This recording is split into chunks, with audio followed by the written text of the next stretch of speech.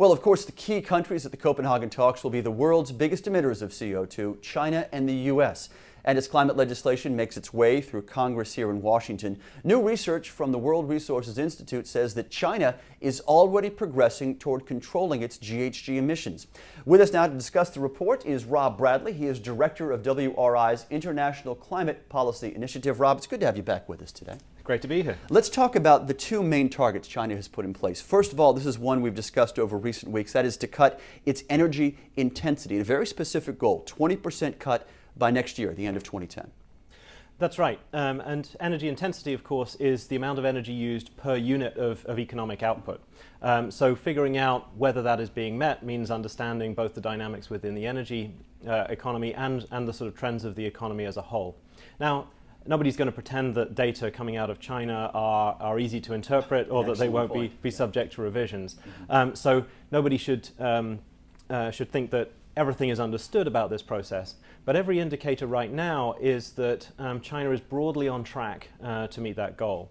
The real focus has been on heavy industry. And the advantage there is that although buildings and other avenues for energy cost cutting can be attractive, it's very difficult to enforce those. You're talking about hundreds of millions of buildings scattered over a country the size of the United States.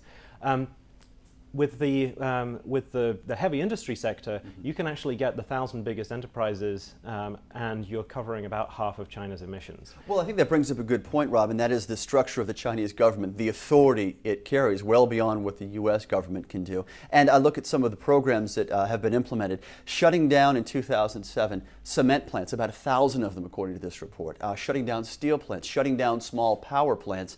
Things are easier to accomplish in China, given their government structure, than they are here. Every country's political situation looks easier from the outside, I think. The US government, of course, has in many cases moved to do just that kind of thing, but through legislation, through regulatory authority.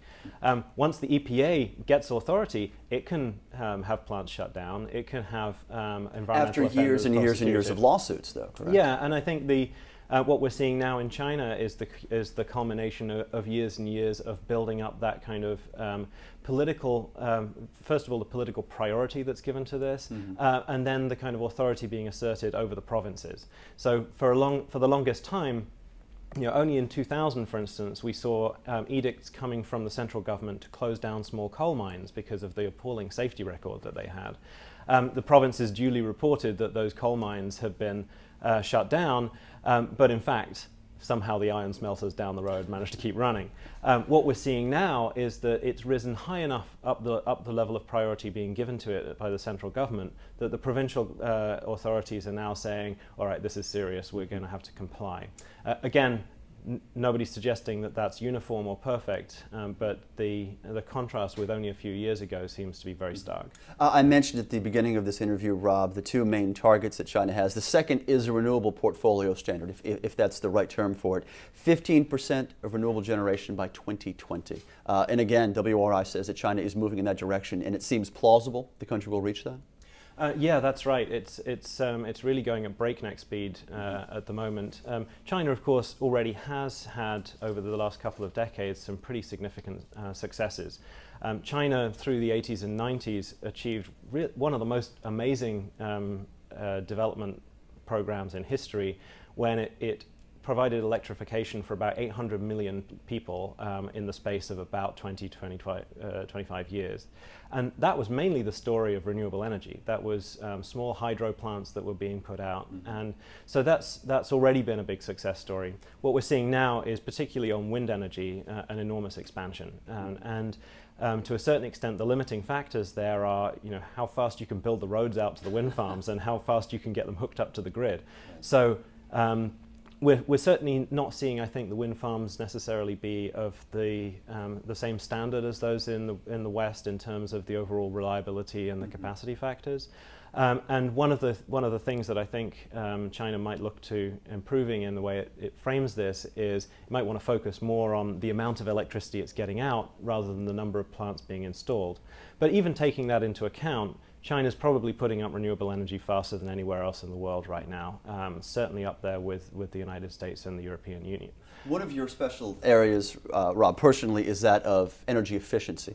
And while China's production and construction of coal plants is vilified so often over our shoulders at the U.S. Capitol, especially by those who don't want a carbon cap or at least a cap and trade here in the U.S., the WRI analysis points to the fact that coal-fired plants being constructed in China are different, especially efficiency-wise, than what we have here in the U.S. We reckon that the average coal plant in China is now more efficient than the average coal plant in the United States. Okay, when you get into averages, what are you talking about? Well, exactly? so obviously a lot of coal plants that exist have been built over the last 20, 30, 40, even 50 years. Mm-hmm. So both countries have some legacy stock that is pretty old. Of course, China is growing rapidly, and so a greater proportion of its coal plants are newer and therefore more efficient. But even taking that into account, the average efficiency of new coal plants in the United States has actually declined since the 1970s. In China, they're building what are known as ultra-supercritical coal plants, which is a pretty cheesy title, but it's kind of the cutting edge in terms of coal plant efficiency. None of these are being built in the United States, but China is building them at breakneck speed. Now that's the caveat. Of course, China is putting up coal plants that are much more efficient than those being put up in the United States, but the rate at which they're being put up is still high. Much more prolific, exactly. Rob, final question, looking ahead to Copenhagen as we all are, is this increase or improvement by China in terms of its reducing its GHGs or getting them under control, maybe a better term, enough to spur an international agreement, or are you still maintaining that the U.S., being the only country without a significant plan in place, is still the linchpin of an agreement? I think both of them are clearly going to be needed. Mm-hmm. Our assessment is that really most of the major countries now, both industrialized and developing countries, have something on the table which is pretty serious. And that in itself is an amazing achievement. If 3 years ago somebody had said, in 2009, India, Brazil, Mexico, South Korea, China will all have targets on the table or significant actions being put forward internationally, you'd have been laughed at. So we've really seen an astonishing amount of progress. But the fact that all of those countries, minus the US, are ready to make a commitment in Copenhagen is not enough. And really everything now hinges on to what extent the US will step up. The critical thing is the US has been saying, well, we want to know that China is doing something. I think the message here is there's always more that can be done. There's always improvements that can be made. But if the question is, does China have something serious on the table and is it being credibly implemented at the moment, the answer appears to be yes. All right. Rob Bradley is director of WRI's International Climate Policy Initiative. Rob, as always, good to have you with us. Great to be here. here. Good Thank you very discussion. much. Thank you.